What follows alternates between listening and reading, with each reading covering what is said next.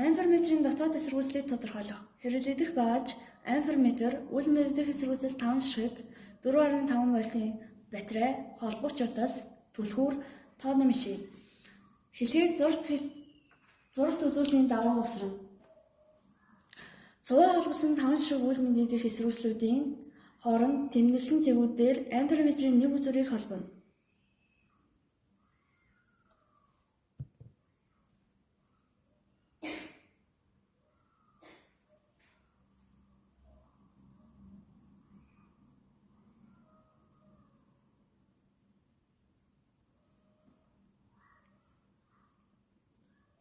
Амперметрээр гүйх гүйдэл болон вольтметр дээр унах хүчтэйг хүснэгтийн тэмдэглэнэ.